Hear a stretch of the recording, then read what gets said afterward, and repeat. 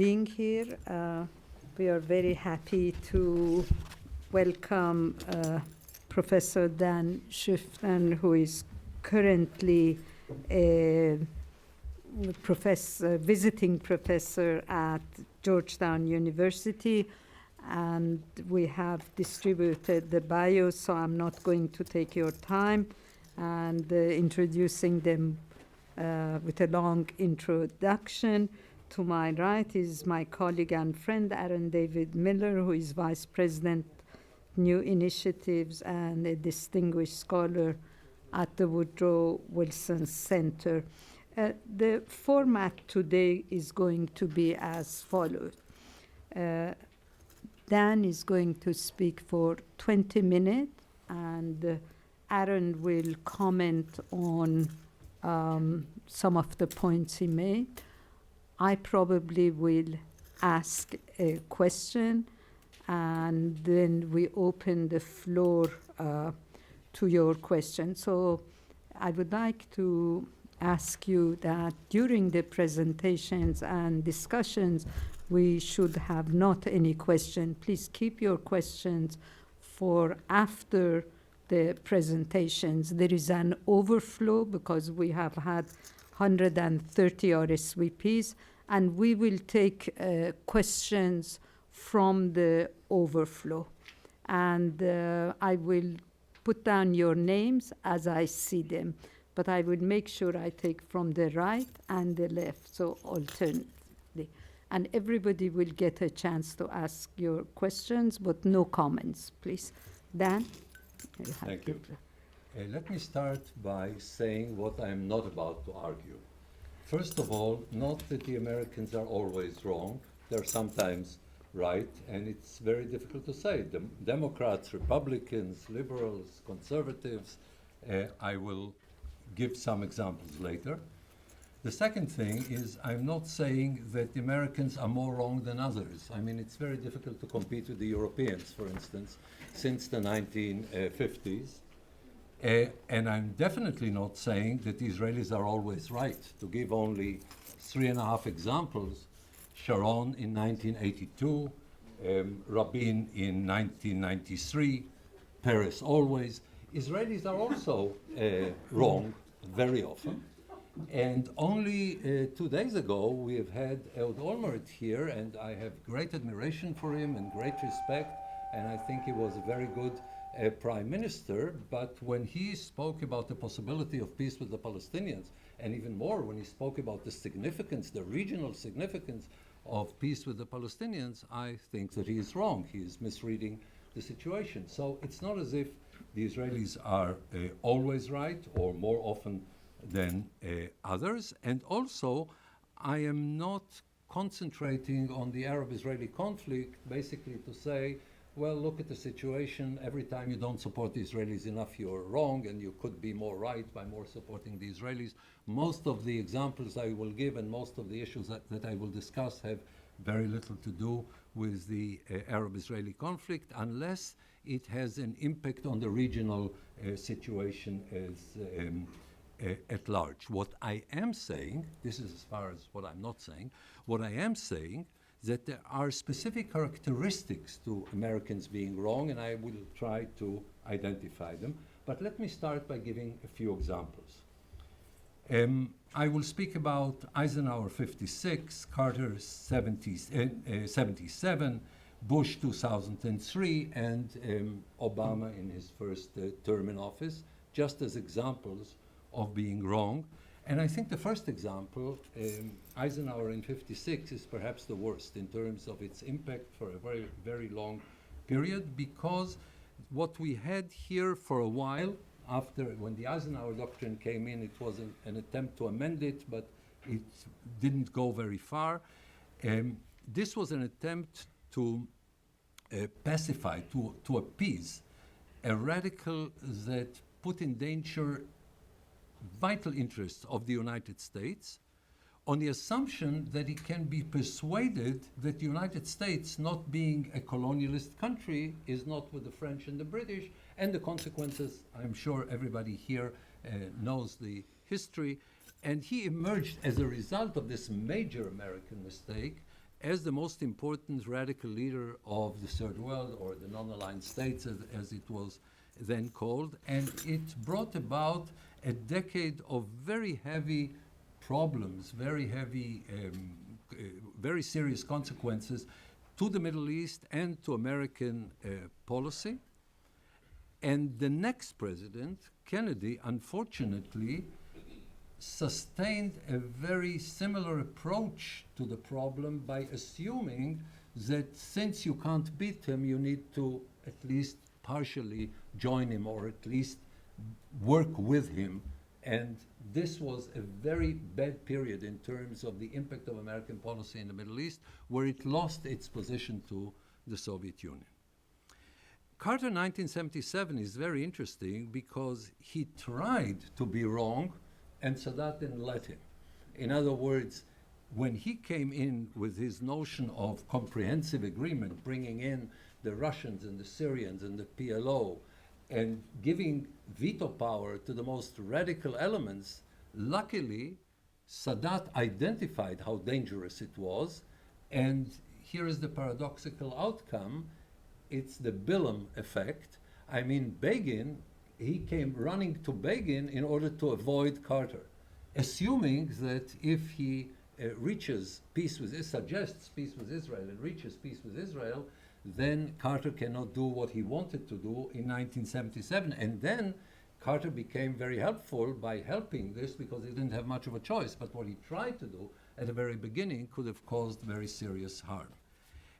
We have Bush in 2003, and I'm not speaking about getting Saddam out of the way, but the nation-building idea of coming to Iraq and trying to change it, to engineer it, and this not only wasted very important resources, but it strengthened Iran in the final analysis, and it took away, or it made much more difficult the possibility of confronting Iran, which from an American point of view is by far more important.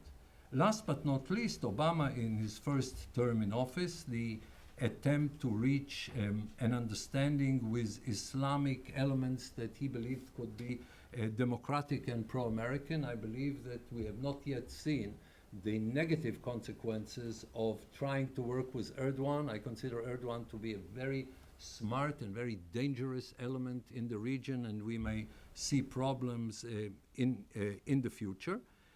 And what we've seen, and here I must touch also about Arab-Israeli affairs because it was such a centerpiece of the first administration and could become again something that will come up very soon, two wrong assumptions about the Palestinians. That it is important in a very major way, that it could change the Middle East positively in a considerable way that is worth the tremendous effort that was put into it. And second, that a solution, a two-state solution or any other solution between Israel and the Palestinians can be reached. If you look at the Middle East today, you realize that everything that is important in the region, namely the nuclearization of Iran, the counter-revolution in Turkey, the sustainability, economic and other, of Egypt, everything that is really important in the Middle East is completely unrelated to the Palestinian issue, and I think it is a product of reading the situation incorrectly. To give one period where we've had major American success, and again, Democrats and Republicans alike, is the period between 1965 and 1976, namely Johnson, Nixon, Kissinger, and if we insist, Ford, where the radicalism of Gamal Abdel Nasser was broken, the Soviet Union was driven out of the area, or not entirely, but the most important asset of the Soviet Union, namely Egypt, is lost to the Soviet Union. And when you look at all these examples, the question is, what do they have in common? What can you identify as the characteristics of the American wrong reading of the Middle East? And I would focus it on a bad reading of the cultural dimension. When you come to the Middle East with universal assumptions about political behavior, and you're afraid that if you speak about culture, you will be accused of being racist, then you don't give enough importance, you don't attach enough importance to what to me is crucial in the understanding of this region, namely the differences between the political culture of this region and everything somebody coming from the West is accustomed to in his own environment. And I would go even further and say that we must be very careful in the Middle East, with very few exceptions, to look at what we have there as nation states in the Western sense of the term. I think you will find many more elements of tribal societies where the primordial element, the primordial loyalties, are much more dominant than what we usually find in nation states. And I'm speaking not about countries that don't pretend to be different, say for instance Saudi Arabia, but countries who do pretend to be different, like Syria or the Palestinians, as if what we have there is a nation state, or a nation state in the being, that is similar to what we are accustomed to, and looking at it beyond the tribal elements. And the problem is that in these societies, the alternative to authoritarian regimes is not pluralism. And by the way, this is not something we had to wait for 2011 to learn. We could have learned it in the 30s and the 40s, when the parliamentary systems at the time collapsed and were dysfunctional and finally collapsed.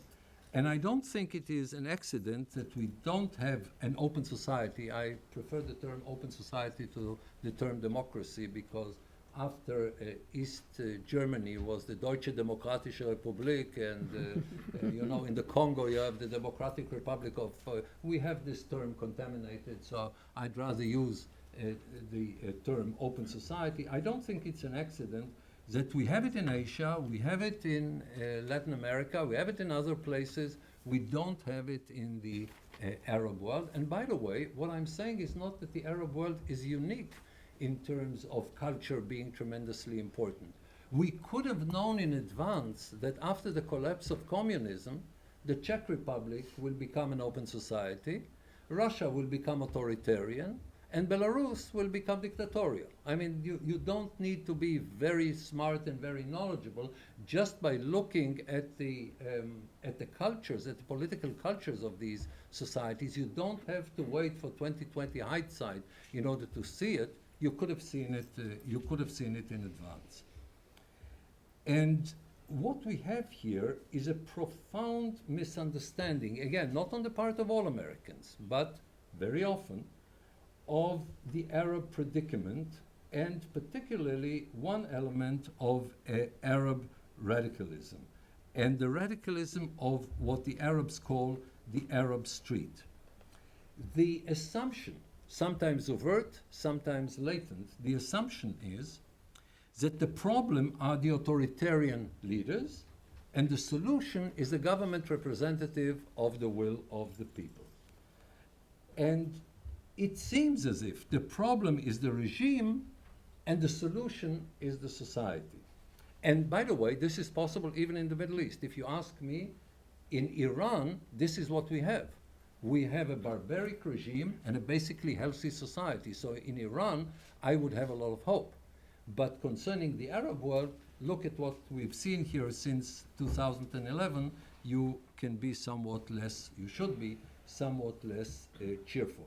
Now, do you have megalomaniac leaders who do not necessarily represent the will of the people? Yes, Saddam Hussein could be one example, but the focus of the problem are radical, irresponsible, destructive leaders who do represent the will of the people. And I think Gamal Abdel Nasser would have won free elections if we had a free election in Egypt in the second half of the 1950s, in the beginning perhaps of the 1960s.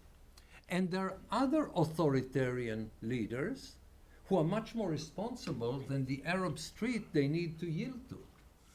Take two very important examples, one of them being King Hussein, the other one being Sadat.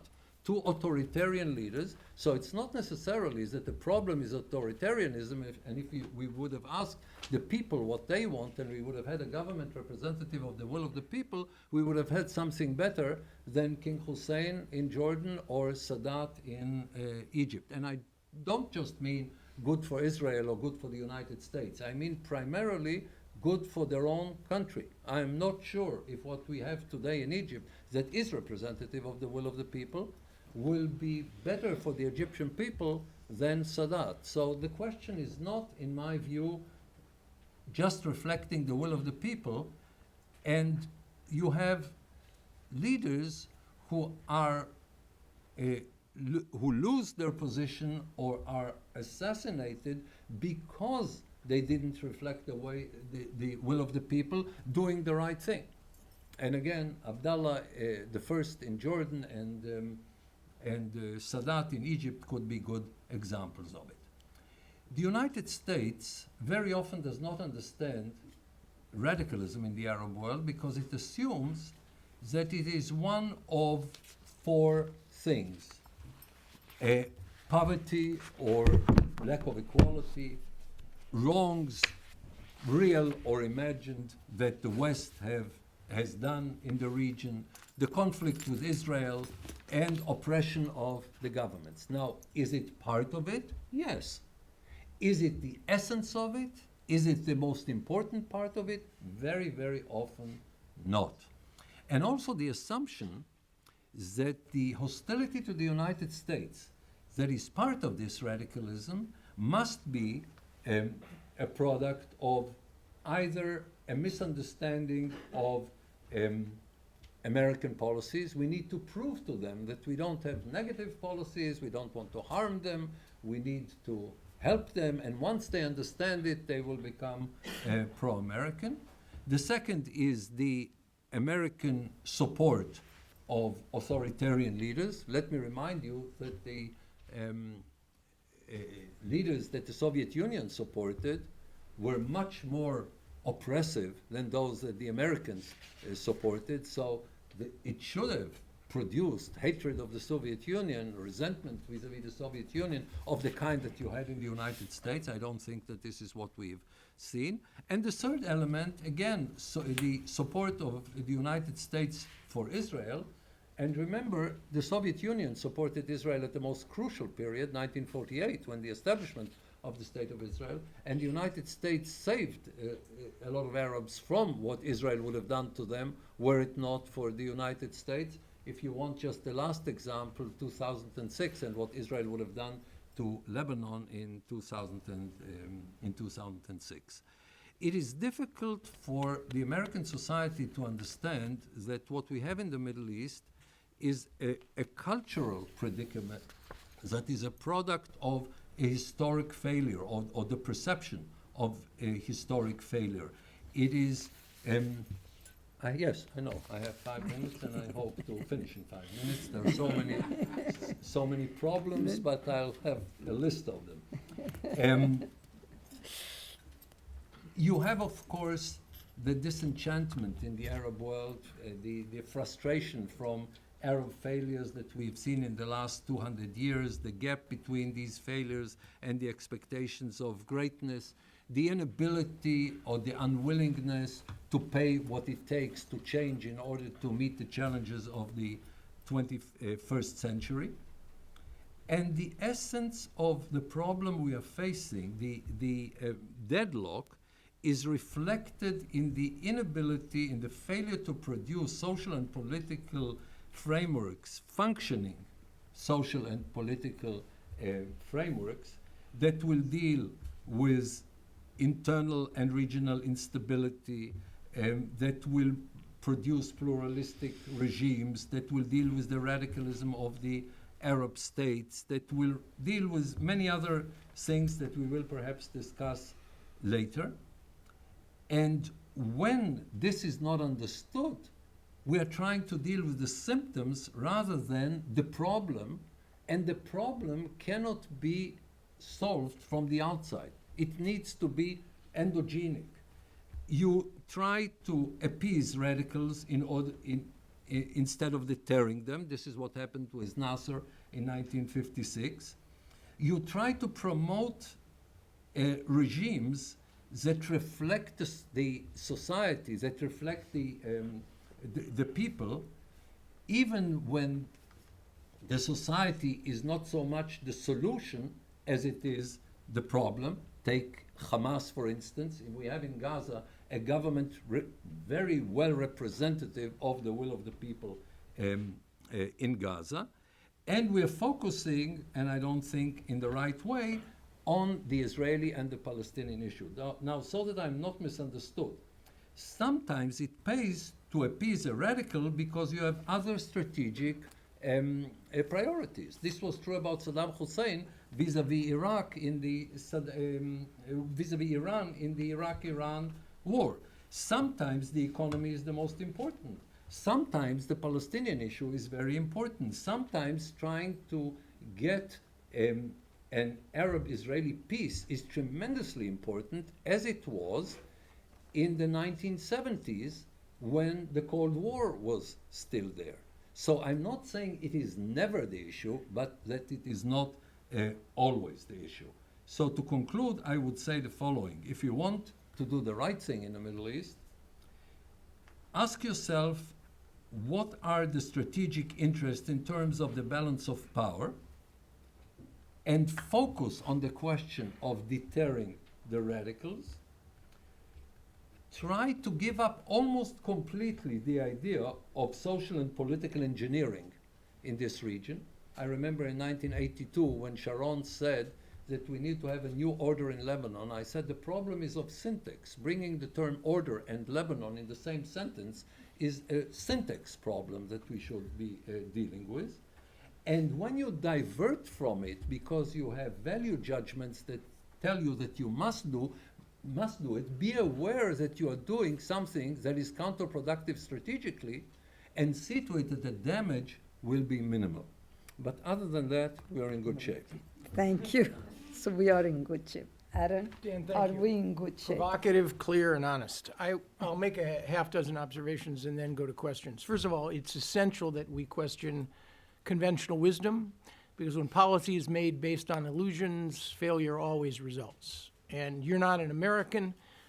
Your critique carries legitimacy and authenticity to a degree. I think Americans are in a much better position to understand their own illusions and account for their own mistakes in the Middle East. And I have a somewhat different interpretation. I've spent the last 8 years since leaving government trying to create an honest, clear baseline for what constitutes illusory American thinking. First of all, I think that by and large, our illusions and the mistakes we made are not so much geared to an inability to understand Arab political culture, but a unwillingness or inability to surmount and deal honestly with our own worldview.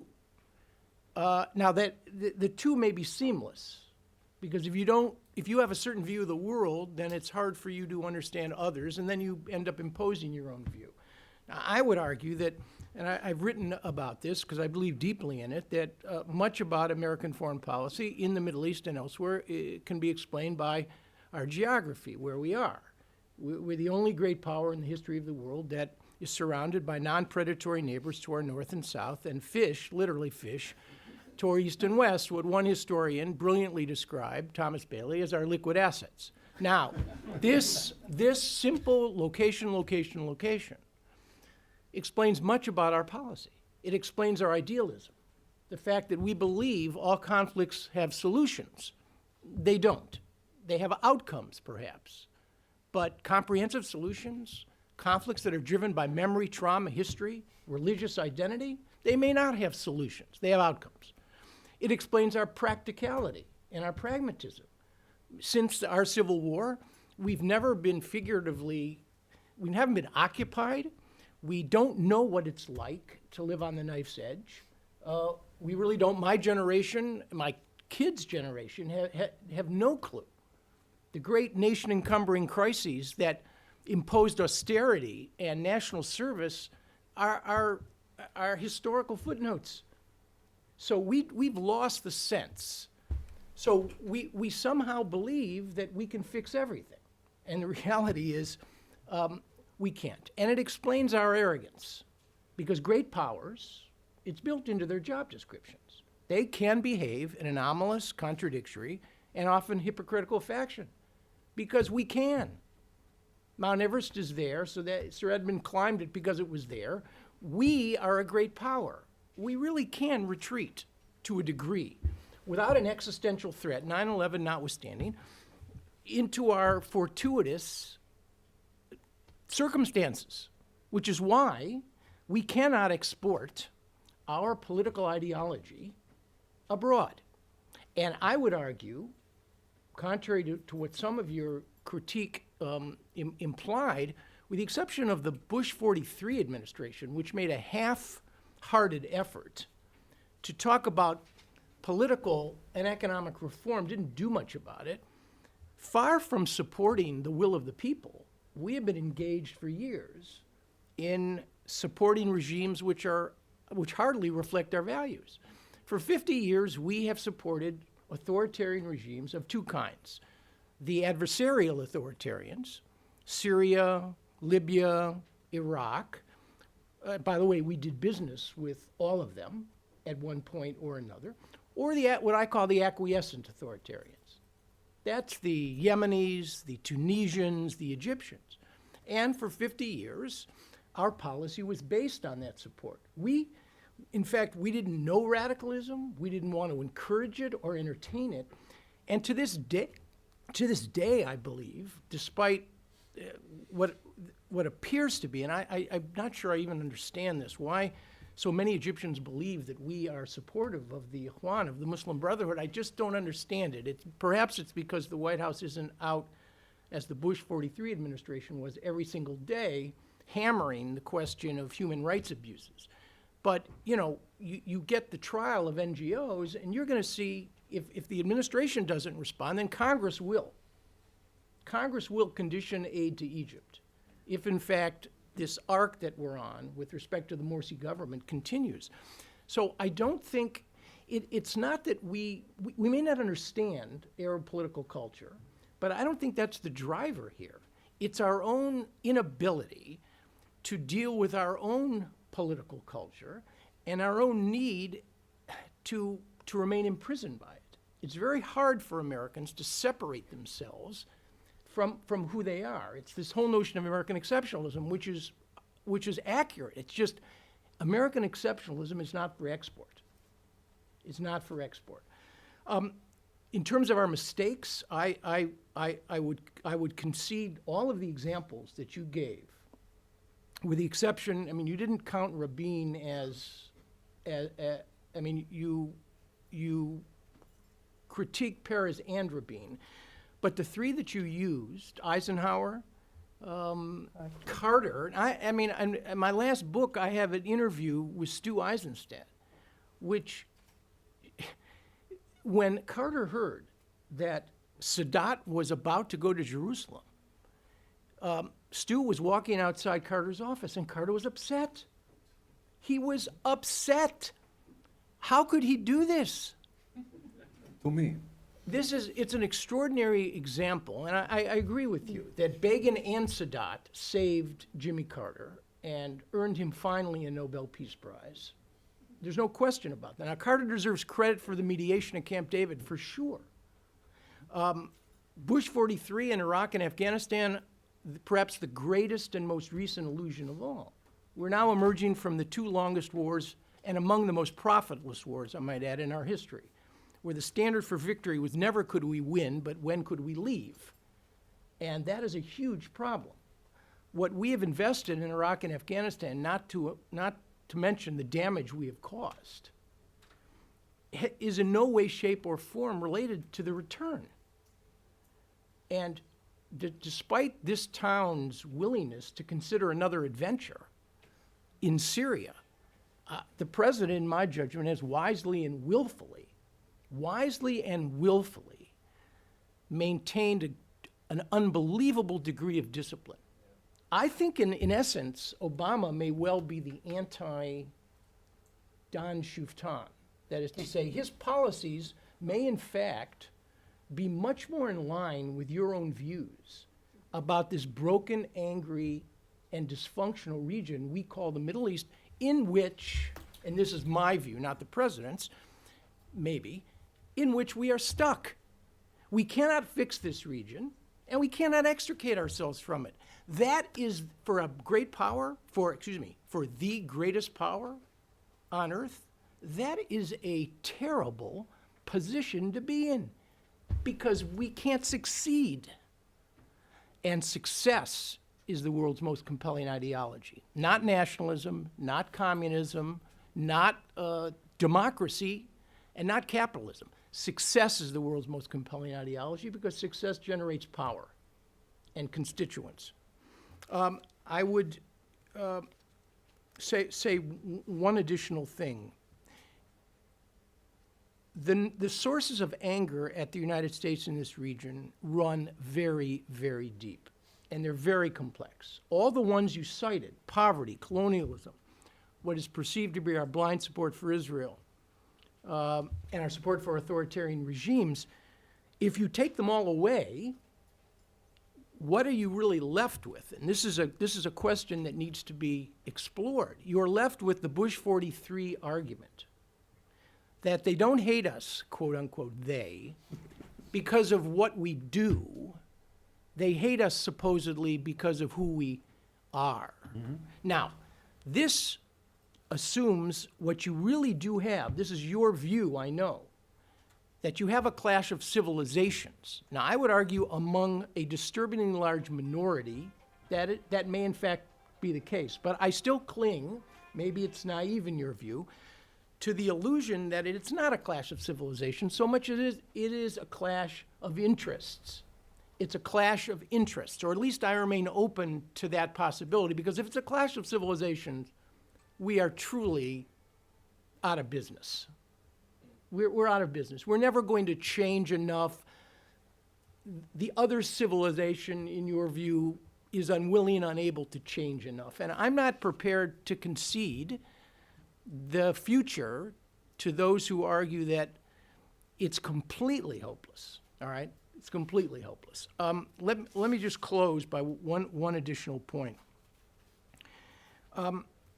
It took 150 years for the United States to reconcile the promise contained in the Declaration of Independence with the validation of slavery contained in our Constitution. 150 years, and a civil war that cost 1 million dead and wounded. 150 years. I look at the Arab Spring, and I see a long, long arc here. I do not see trend lines, I might add, that are terribly positive. But I will not, because I'm respectful of the forces of history. I'm a trained historian, even though I never practiced. I must respect two things: the forces of history and the arc of history, which lead me to believe that life isn't so predictable. Things can change. They really can change. Finally, we had a group of Egyptian diplomats here this morning This they are training to be diplomats. And they want to come to learn about the American presidency, Congress, and the judiciary. But I on this issue of the arc, I said to them, and I'm not preaching to them, I know the imperfections in my own country, and our successes are ours. They're not for export. But I said to them that open societies, let's not even use the word democratic, open societies have three critically important factors. Number one, and this is where I am discouraged. Number one, they have leaders who are capable of seeing beyond narrow partisan, religious, and ethnic affiliations. That is to say, leaders function for the good of the nation. Doesn't mean that they can't be politicians. But in the end, they have a narrow political vision as well as a broader vision, which includes more than their local group, tribe, or religion. That's one critically important. You don't have that, you have nothing. Second, democratic and open societies have institutions that are inclusive, authoritative, and legitimate. They're not playthings in a power struggle between the elites. And I'm thinking of Egypt specifically here now, with respect to their institutions. And finally, open and democratic life has mechanisms that can accommodate even the most bitter polarization and division without the resort to violence or the paralysis of the entire society. Those three things, I don't see them anywhere. All right, I'm not prepared to say they can exist, but they do not exist now. Final point, and I made this point to the young Egyptian diplomats. Getting into this club is not an easy thing. 22 countries since 1950 have maintained their democratic character continuously. That's it. And India and Turkey are not on the list because they suspended democratic process at various points during that period. 22 countries. Time is the ultimate arbiter. I don't care if it's good music, good marriages, good wine. Time is the ultimate arbiter of what is of value in life. And, at 64, I'm just not prepared to write off, even though we're stuck there, this very complex region. Thank you, Dan. Thank you, Aaron. We have a question from the overflow. Let me start with them. And it says, I'm going to read it. Could it be said that our inaction in Syria, coupled with our special relationship with Israel, creates anti-American sentiment in the region? Two brief answers very quickly, because we have a lot of questions. No. No, that's that. I think Andrea? that not doing anything in Syria is the best possible choice of policy at the moment. I don't accept what Aaron said before, that I support the policy of Obama, because the fantasy concerning the Palestinians is, of course, on the other side of it. But in Syria, he's doing the right thing, but not necessarily because he came to the conclusion that not doing anything there is good. It is because not doing anything is part of the policy when it comes to dealing with very difficult questions. Right. I would only add, and again, I'm not speaking as a Democrat or a Republican. I voted for Democrats and Republicans and worked for both of them. I think you may have misjudged our president with respect to his interest, determination, and willingness to pursue this Israeli-Palestinian issue Now, with no. Yes. In 2009, mistakes were made based on a strategy that was really wrong-headed. So But I think that we don't have an argument. it would take a lot to get him to make tough decisions right now on this issue. Okay. Of course, Martin. Just wait for the mic, please. Yeah. Is there a mic here? Yeah. There. Can you come from the middle of the room and give it to this gentleman? Okay. Yeah, it's working. Thank you, Mark. Thank you both. It's a very rich discussion. I'm interested in the mechanism which produces error. And one of them I think that I'd like both of you to comment on is analogies, which often substitute for analysis in the absence of informed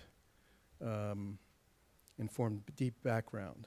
You used an analogy, Aaron, between the United States and this long arc and this region. And I wonder which, having been proximate to various decision makers, did you find that analogies were useful or misleading? Which ones were useful and misleading? And where did they come from? European examples, American examples? Have they served American policy, or have they fundamentally misled policymakers? I think, and again, I can only speak personally from my experience, it was a long arc through Democratic and Republican administrations, but I'm embarrassed and to some degree ashamed by this. I'm a trained historian. I was never a practicing historian, but I was a trained historian. I can count on less than one hand the numbers of times I used history, either to constrain an argument or to advance one. I think it's a paradox. I would argue that, at least in my experience, that analogies weren't used. They weren't used enough. Serious thinking about analogies, and history was not consulted enough. And if you disrespect history, it's not that history repeats. You know, Twain argued it rhymes, it doesn't repeat, and Twain's right. It's the rhythmic patterns of the past that you look for. There are no strict repetitions, all right? Syria is not Iraq and Afghanistan. You don't extract from the Iraq and Afghanistan experience boots on the ground for Syria. What you extract from the Iraq and Afghanistan experience that is relevant to Syria is the relationship between the application of American military power and the end state. That is a relevant piece of knowledge from those two, the longest and among the most profitless wars in American history. We didn't think carefully enough about what is the relationship between the means at our disposal and the ends we wanted to achieve. We occupied Japan for 7 years between 1945 and 1952. Another analogy, history.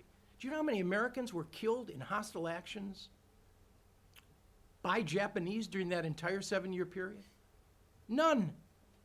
Not one American was killed in a hostile. What do you think we were thinking when we invaded a country, population-wise, roughly the size of the state of California, with insufficient forces, a woeful misunderstanding of the politics, dismantled the institutions and the military, and then sought to do what? So I don't think that, I don't think people were thinking, all right? They weren't. One additional example. We prepared Bill Clinton for the Camp David Summit in July of 2000. He was very impressed with the briefing. Do you know that, and you may find this in his briefing books at some point, no memo was written. I mean, and I didn't write it. No memo was written about Carter's experience in September of 1978 and what lessons could have been learned as to why Jimmy Carter managed to succeed at the only other summit ever convened by an American president with an Arab Israeli leader looking for a permanent status deal. I would argue it's the absence of analogies or the adoption of imprecise or incorrect ones that gets us into trouble. Dan? Well, I finally find something where I very deeply disagree with Aaron. Okay. Because I think that we've What had about with to... Martin? No, yes, I'm coming to that. Because I think that trying to learn from Sadat about Arafat would have been a major mistake. And I don't think you can learn anything from Camp David 78. We wouldn't have gone, is my point, Dan. My point is that Camp David II was the most ill-advised, ill-planned, ill-conceived summit with an objective to reach a conflict-ending agreement between two men and an American president that neither had the will nor the ability to do what was necessary to achieve the objective. My point is not learning anything about Arafat. My point is, had we digested the lessons of Jimmy Carter in September 78, two strong leaders, a discrete issue on which there was hope of an agreement, and an American president who was prepared to actually be an active mediator, those three factors were present in September 78.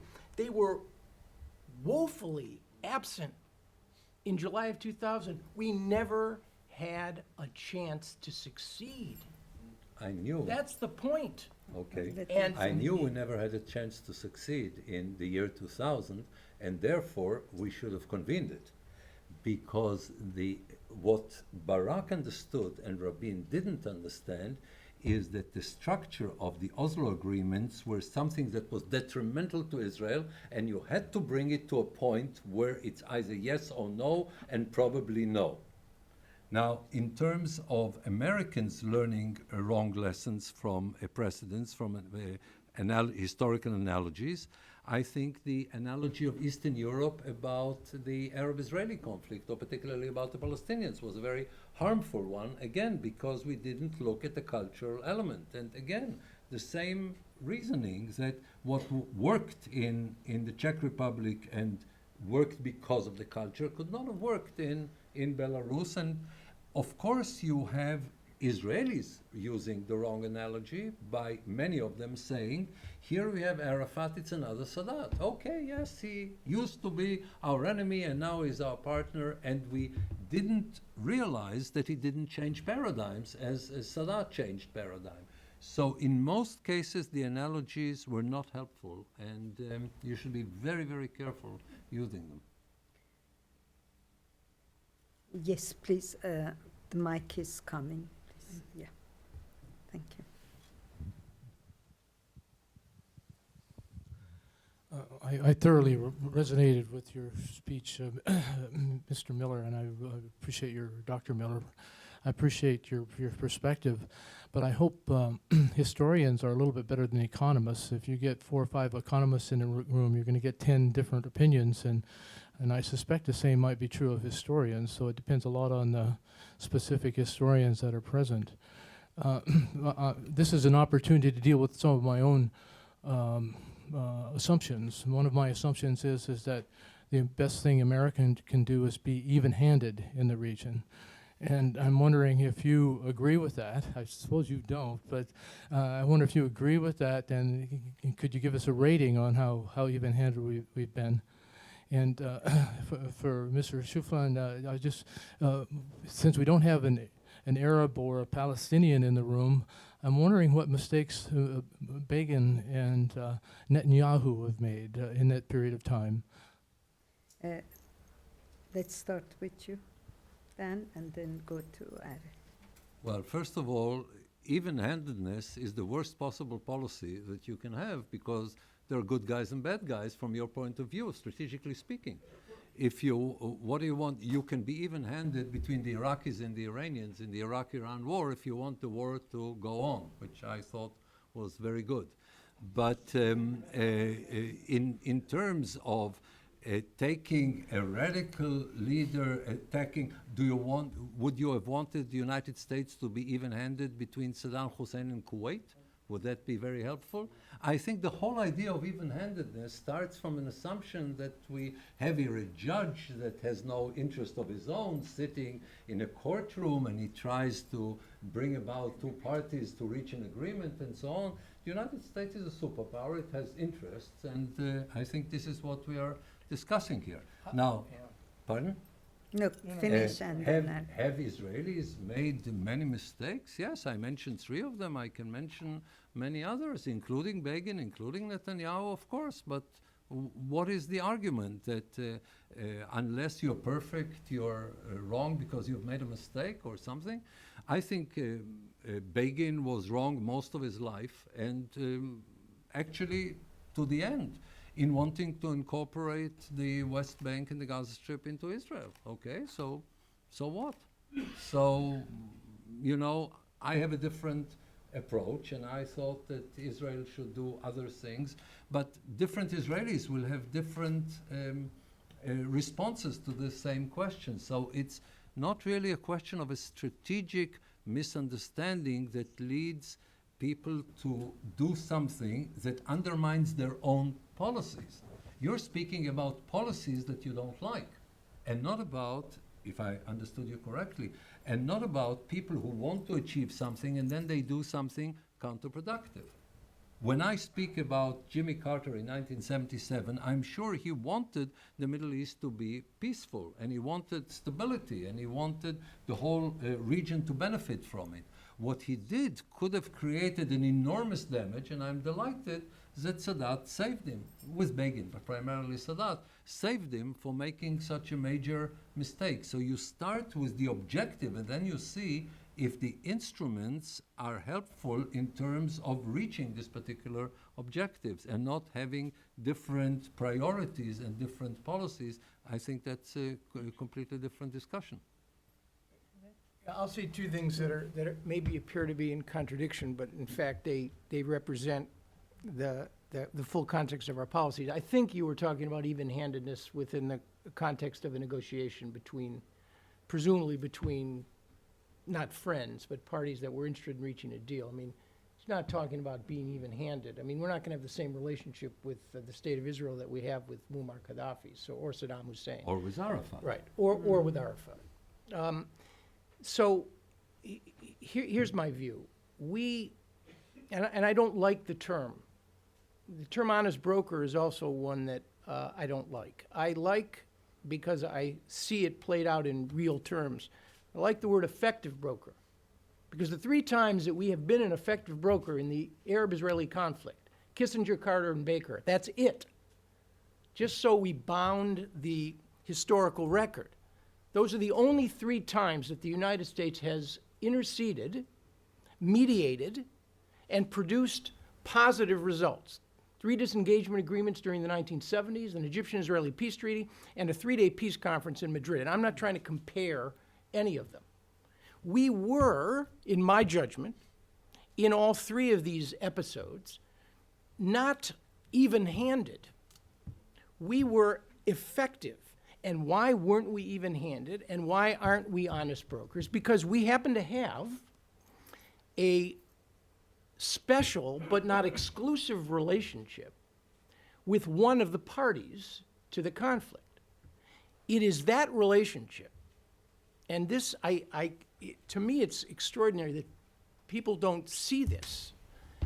The reason why we're relevant is not because of our negotiating skills or our military power.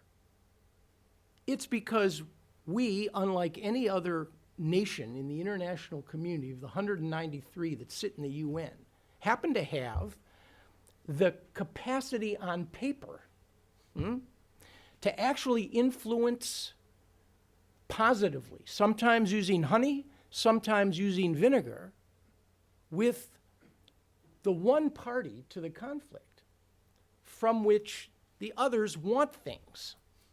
And it is our capacity to induce, to persuade, sometimes to cajole, sometimes even to pressure, as a consequence of that relationship. So, when we use the U.S.-Israeli relationship wisely, that is to say, it's a special relationship, not an exclusive one, we actually, I know it strains the bounds of credulity to the breaking point, but we can actually succeed. We really can.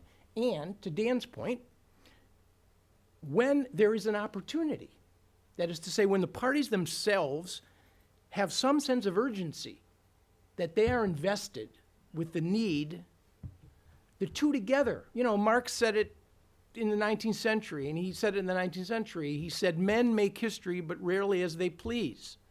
It's the interaction of human agency and circumstance that usually is responsible for why things happen and why they don't.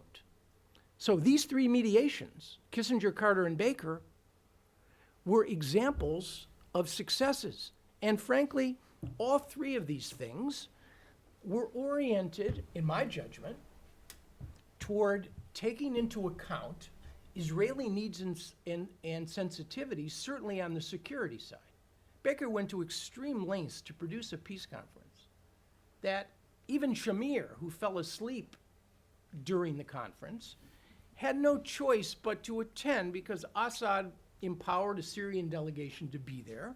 It was a peace conference, a non-threatening conference. And the Egyptian-Israeli peace treaty came about because Carter abandoned his notion that and so did Sadat, that the Palestinians could be included in the framework agreement. They were included, but no one believed such a framework could be implemented. So it's not, I don't want to, rain on anybody's parade here, but when we succeed, it's not because we're an honest broker. We do enough to induce the Arab or Palestinian side to the negotiation, to want to cooperate, and we do more than enough, in my judgment, to bring the Israelis along. And because the Israelis are actually trading something concrete when it comes to territory in exchange for a change in attitude or aspiration, which is hardly concrete. Attitudes can change and they can change again, and so can aspirations. That balance has served us pretty well. One last point. We have reached the point, however, where I think in the Israeli-Palestinian issue, because the stakes are so high, that this model will not work anymore. Because the negotiations have shown over the years, no one wants process anymore, and no one is prepared for a permanent status deal that really doesn't reflect core needs. And we don't have an agreement because neither the current government of Israel nor the Palestinian Authority is prepared to pay and do what is necessary to achieve one. Do you agree? Yes. Yes, I think it is hopeless, and therefore I would not at all go, speaking about the American role, I would not at all try to seek an Israeli-Palestinian agreement, but an Israeli-American agreement about a way of Israel to get out unilaterally, if possible coordinated with the Palestinians, or at least parallel with the Palestinians. It's, you have to go into detail to explain the logic of it. This is not the time to do it. Time is up, I'm afraid, and thank you very much, Dan. You have been the most moderate over the years that I've met you. Thank you, and thank you very much, Aaron.